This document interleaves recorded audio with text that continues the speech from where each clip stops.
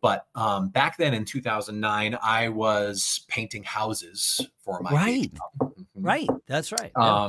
And I was working at a crew in Providence, and I was up on a ladder, a very tall ladder.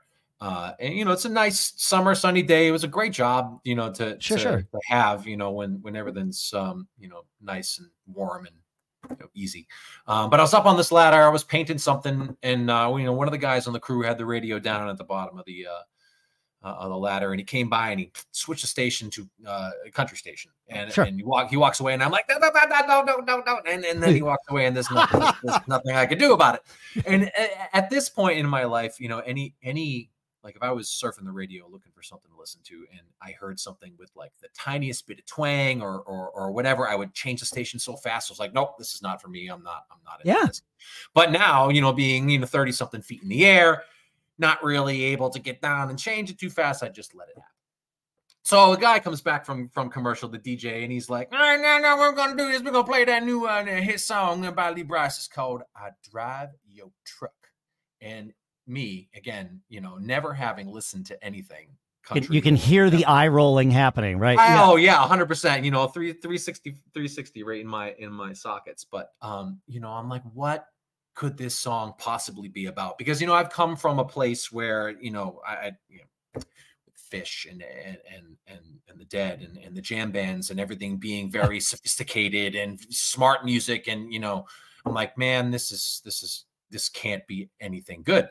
But so you listen to this song, and so it's called I Drive Your Truck by Lee Brice. And actually the music video actually paints a really great picture of what this is about. So if you want to go check it out, take a look at it. But it's a song about a guy who lost his brother fighting for our country, fighting abroad. Sure.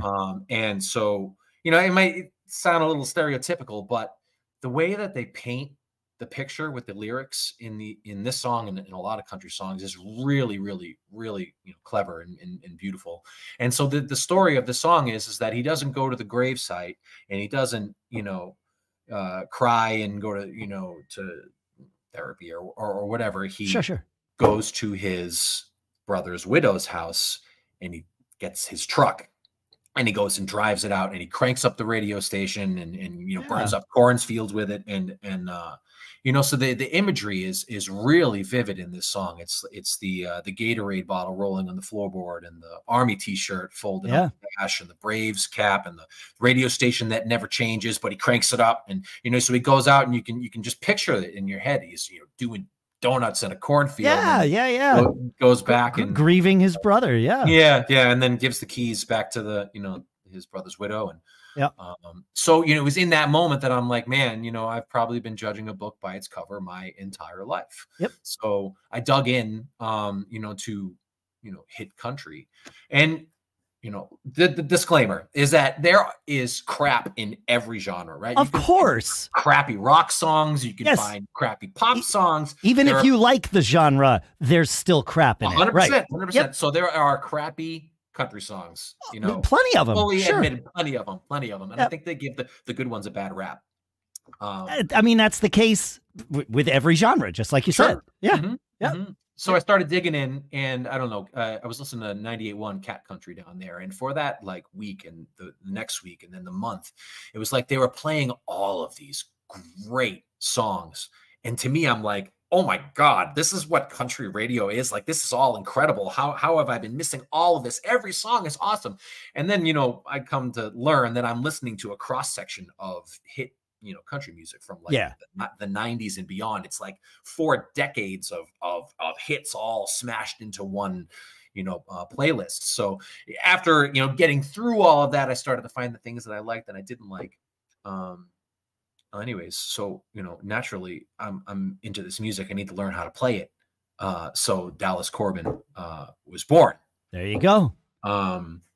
So I went to this open mic down in Narragansett, and I walked in, and I'm saying to myself, well, you know, Dave Bruniak isn't going to cut it like that. This isn't going this isn't going to work. That's not the name. No, it's not. It's not it. So you know, obviously for those of you guys that might, you know, remember it, Dallas Corbin is a play on Corbin Dallas, Right. Bruce Willis's character from The Fifth Element. So, it was kind of like a stroke of lightning that if I just flipped that around, that I could be somebody new.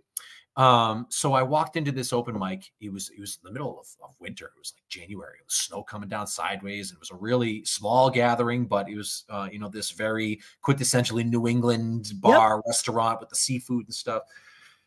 And, I just step up and I said, "How y'all doing?" I don't know where that came from. Sure. It was like, here it is. I guess I'm going for it. So, I'm Dallas Corbin and I'm from San Antonio, Texas. And I'm here to play some country music for y'all. And people were like, "Huh?" So, Really? It was really fascinating. So I do a little bit of a looping thing and create a little scratch track for myself. And I can't sing 50 songs in a night, and all these country songs are like 3 minutes long. Yeah, right. So I need to do a little bit of soloing in between. But so I pulled out some of the songs that I had really just started to fall in love with, and was playing them and jamming on them a little bit, and people were just like, "Oh my God!" And they took it, hook, line, and sinker. And I'm giving up my backstory here, but I mean, there's no hiding it that I'm. No, I think it's great, man. Like this is, I hope everybody listening, takes something away from this, that it's okay to just experiment and give yourself permission to fail. I mean, it doesn't sound like you failed at all, but you certainly could have. Like, you didn't know how it was going to go. You didn't know how it was going to be received. Yeah, you had the confidence going in that you knew the songs you were going to play. Like, probably. Okay, yeah, that was an assumption on my part, but yeah. But otherwise, and how to. It wasn't your first time on stage. Although it's okay if it is your first time on stage. Everybody has it. It happens. So yeah, that's great. For my entire career up until that point, I had been me.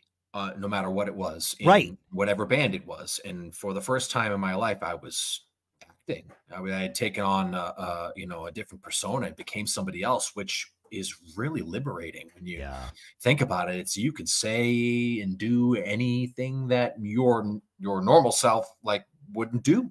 Yes. So I did the songs and everyone's like, "What are you doing up here?" And I'm like, "I ain't never seen snow."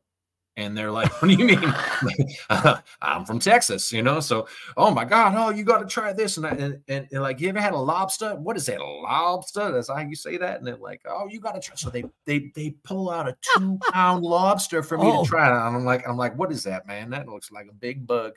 And I was having a lot of fun with this. And I don't try to pull one over on anybody. Sure. But you found yourself halfway down the road. You might as well keep going. Just keep going all the way, right? So, so Dallas Corbin was born, and I was like, Amazing. I can do this. So I picked up more, solo acoustic gigs, and I don't think I've ever really had a problem talking to an audience or with stage fright or anything like that. But giving myself a character to play, what just gave me every bit of inspiration that I needed to be, communicating with the audience and the back and forth of it all. And it's been great.